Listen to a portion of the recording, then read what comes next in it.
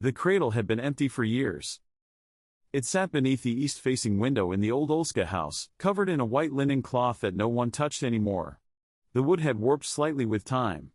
One of the rockers was cracked, but it still creaked gently whenever wind passed through the loose pane. Everyone in the village knew about the cradle.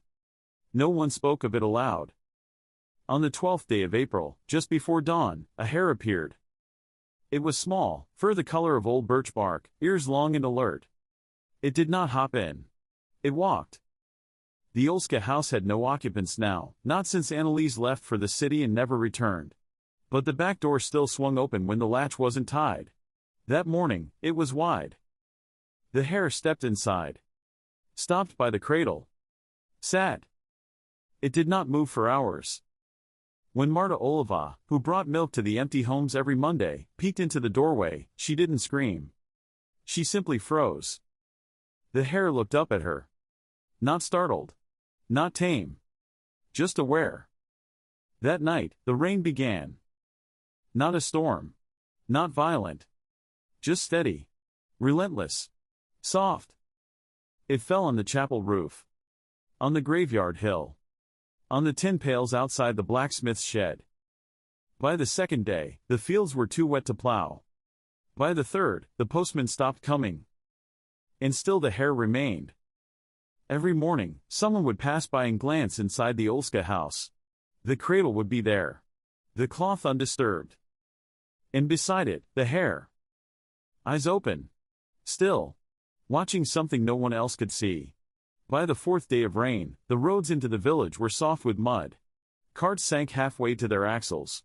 Booths carried the smell of wet clay into every home. Roofs dripped steadily. Wells overflowed. Still, the Olska house stood quiet. The door was never locked. No one had the heart to. It felt wrong to bar it, as though someone still lived inside and might return at any moment.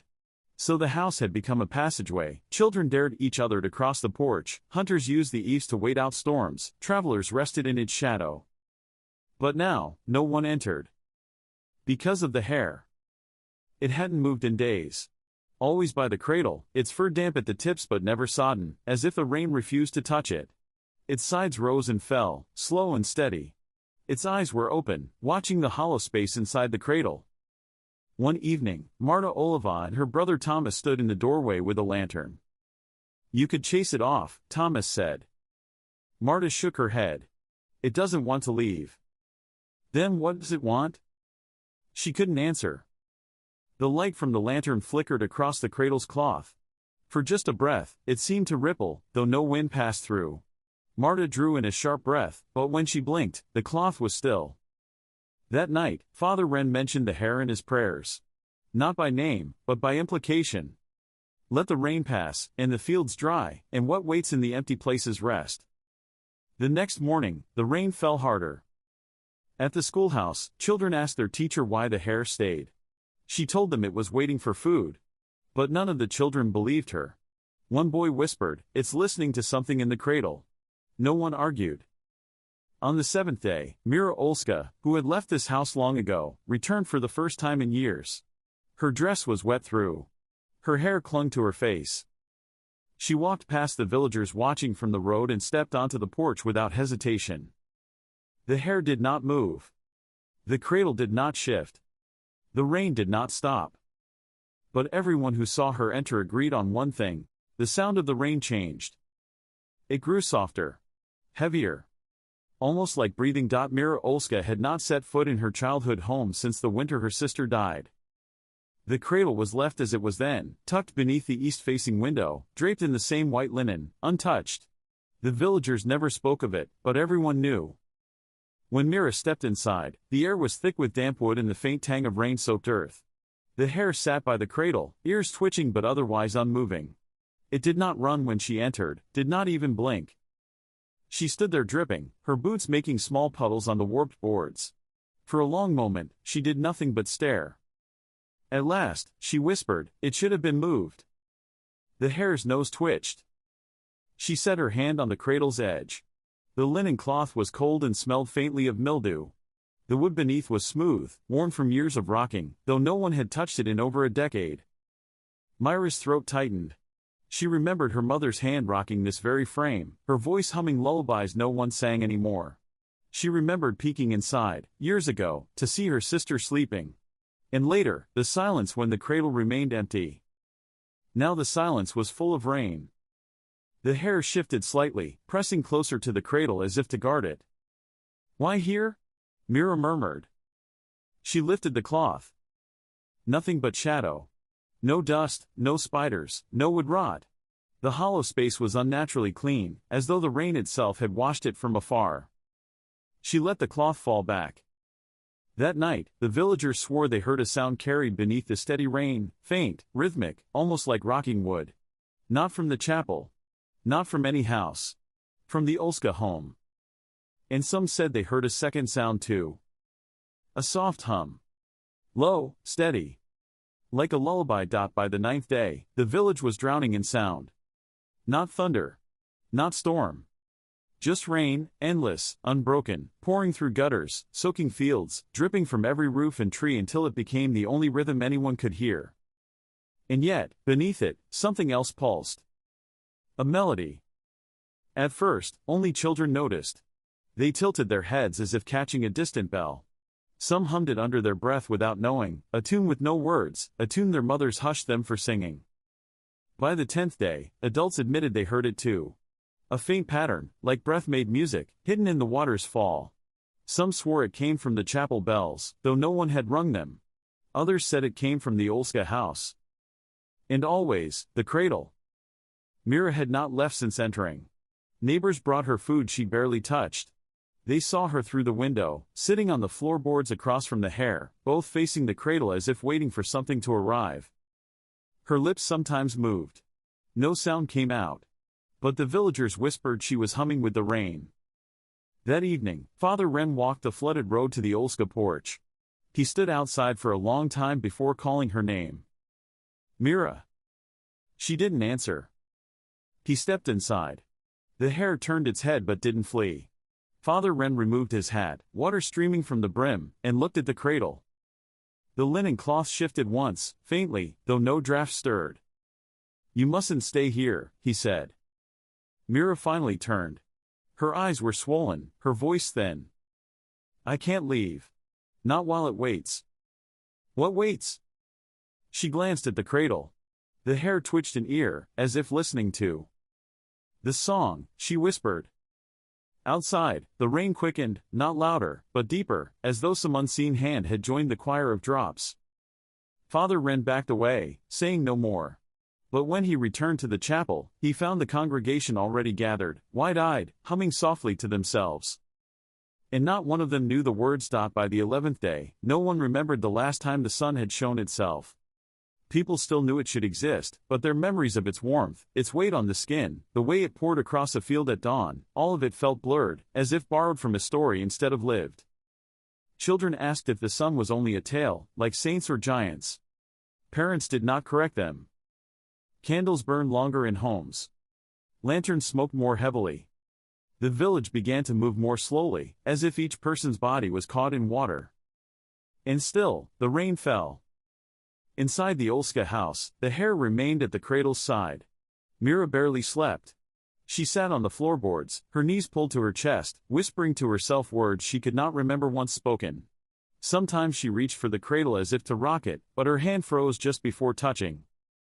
On the 12th day, Father Wren returned with Marta Oliva and Jacob the carpenter. They stood in the doorway, dripping with rain, and stared. The hare did not turn. "Mira," Marta said softly. "You were wasting away." Mira only shook her head.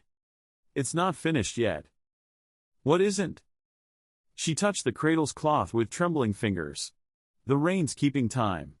It will stop when the song ends." Jacob muttered, "Songs don't last 13 days. But even as he spoke, they heard it, the melody hidden in the rainfall. Clearer now. Almost human. Almost a voice. And in that moment, none of them could say Jacob was right. That night, the village held no prayers, no meals, no gatherings.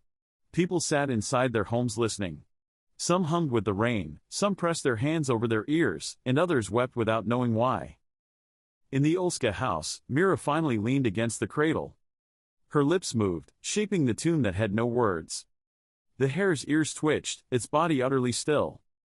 And for the first time, the cloth in the cradle shifted as though something inside had breathed. By the 13th day, the roads had vanished. The fields were lakes. Chickens perched on rafters, sheep stood shivering under the eaves, and the river had swallowed its banks. The village waited, because there was nothing else to do. Inside the Olska house, the hare still kept its post, first slick with damp but never leaving the cradle. Mira knelt beside it, her hair hanging heavy with rain and sleeplessness. She whispered the melody she had come to know better than her own breath. That evening, the church bell tolled once, though no hand pulled its rope. The sound shuddered across the flooded streets, and the villagers rose from their chairs as if summoned. They carried lanterns and gathered outside the Olska house, booths sinking in the mud, watching in silence. No one dared enter. Through the window, they saw Mira. Her lips moved, shaping the song. Her hands rested on the cradle. And for the first time, the hare shifted. It stood on its hind legs, placing its front paws against the cradle's edge, ears erect, eyes shining as if catching a light that wasn't there. The rain slowed. Not stopped, but softened, like a curtain being drawn. The villagers pressed closer. Inside, Myra's voice finally sounded, not loud, not trained, but fragile, as though carried on the last breath she had left. The melody poured out of her, thin but steady, rising above the cradle. The cradle moved. Once. Twice. Rocking on its warped legs, the linen cloth stirring with each motion. The hare did not move away. The villagers held their breath as the song reached its end, one long note that seemed to stretch through the walls, through the rain, through the very marrow of their bones. Then, silence. The cradle stopped. The hare sat back down. The rain ceased. Outside, the village stood in stillness, lantern flames trembling in the sudden quiet. And the clouds above, after 13 long days, began to part. The morning after, the village was unrecognizable. Water lay in shallow pools across the fields, reflecting the pale sky. Roads had become streams. Fences leaned. The chapel bell was silent, though everyone swore they could still hear its last toll echoing in their chests. But the rain was gone. Mira stepped outside the Olska house barefoot, her dress clinging damp to her skin. Her eyes were hollow, but clear. Behind her, the cradle still stood beneath the window, the linen cloth untouched.